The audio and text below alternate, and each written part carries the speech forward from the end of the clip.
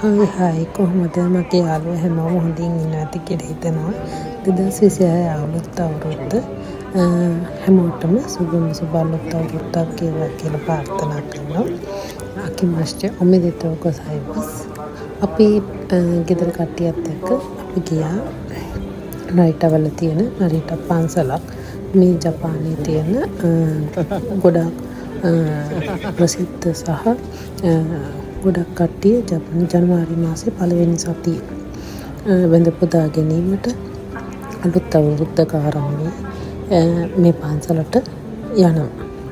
ඉතින් අලුත් අවුරුද්දේ අපිත් ගියා හැම අවුරුද්දකම වෙනවා. මේ අවුරුද්දෙත් ඒ වගේම ගියා. හරි ලස්සනයි. ඇතුළට යද්දී ගොඩක් සෙනග හිටියා. පොලිමේ පැය භාගයක් විතර වගේ ඉඳලා තමයි අපි ඇතුළට ගියේ. ඉතින් ඇතුළට යවන්නේ කට්ටිය එකට එකතු කරලා එහෙම. ඉතින් ගොඩක් අනුහස් කියලා කියන මේ පන්සල ජපානයේ තියෙන අංක 2ට 3ට වගේ තියෙන ගොඩක් අනුහස් තියෙන පන්සලක් මේ නරිටවල තියෙනවා. ඉතින් එදා දවස ගොඩාක් හීතල දවසක්.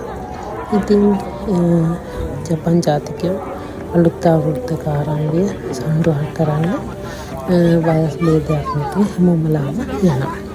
ඉතින් ආශිර්වාද ලබා ගන්න අලුත් අවුරුද්දේ කරන වැඩ කටයුතු වලට ආශිර්වාදයක් ගන්න කියලා ඒ ගිහිල්ලා ආශිර්වාද ලබා ගන්න පවුල් කට්ටියත් එක්ක එකතු වෙලා යනවා.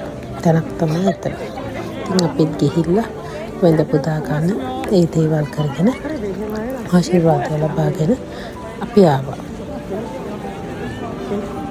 කොහොමද ඉන්නේ සෙනඟ? ගොඩාක් සෙනඟ ඉන්න පොලිමේ උඩට පඩිපෙළේ යන්න.